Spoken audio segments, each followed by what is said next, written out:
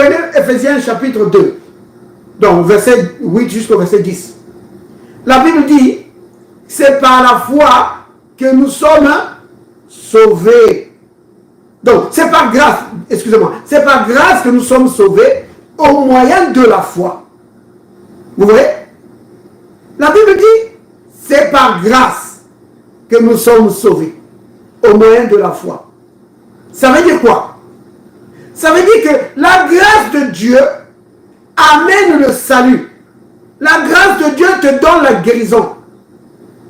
Donc la guérison est disponible. Selon 1 Pierre 2, verset 24. Lui, par les métoussures duquel vous avez été guéris. C'est-à-dire, par les métoussures de Jésus, le salut est maintenant disponible. La guérison est disponible à tous les hommes. C'est là. Vous voyez? C'est comme une pharmacie. C'est là. Disponible. Maintenant, chacun peut venir prendre.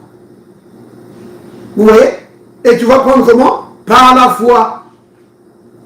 Donc, c'est par grâce que vous êtes sauvés au moyen de la foi. Donc, la grâce rend le salut, la guérison disponible et la foi prend ce qui est disponible. Vous voyez? C'est cela. C'est pourquoi, si vous lisez les Écritures, vous allez voir que même Jésus, quand il exerçait son ministère, il ne priait pas d'abord tout de suite pour guérir les malades. Non, il ne guérissait pas les malades tout de suite. Non. Ce qu'il faisait d'abord, il enseignait d'abord, il prêchait. Et après, il guérissait les malades. Oui, il devait d'abord établir la foi dans les gens. Pour que maintenant, quand le moment de guérison arrive, les gens s'emparent de leur guérison. Vous comprenez bien, aimé? Si vous pouvez le voir, on peut prendre Matthieu 4. Matthieu 4, verset 23.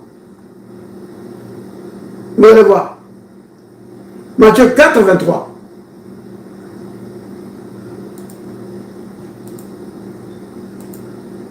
Donc, la Bible dit, Jésus parcourait toute la Galilée, enseignant dans les synagogues. Vous voyez, il a enseigné dans les synagogues. Et prêchant la bonne nouvelle du royaume. Vous avez vu? Il enseignait et il prêchait. Et pour ceux qui ne sont pas encore convaincus, c'est là où vous voyez déjà, non? Que enseigner et prêcher, c'est différent. Enseigner, c'est expliquer. Prêcher, c'est annoncer. Donc, Jésus enseignait dans les synagogues et prêchait la bonne nouvelle du royaume. Et après, il guérissait toute maladie. Donc, toute maladie et toute infirmité parmi le peuple. Donc, d'abord, enseignement, prédication, et puis guérison des malades. C'était comme ça. Toujours dans Matthieu. Si vous prenez Matthieu chapitre 9, hein, dans Matthieu 9 aussi, il le dit. Matthieu 9, au verset 35.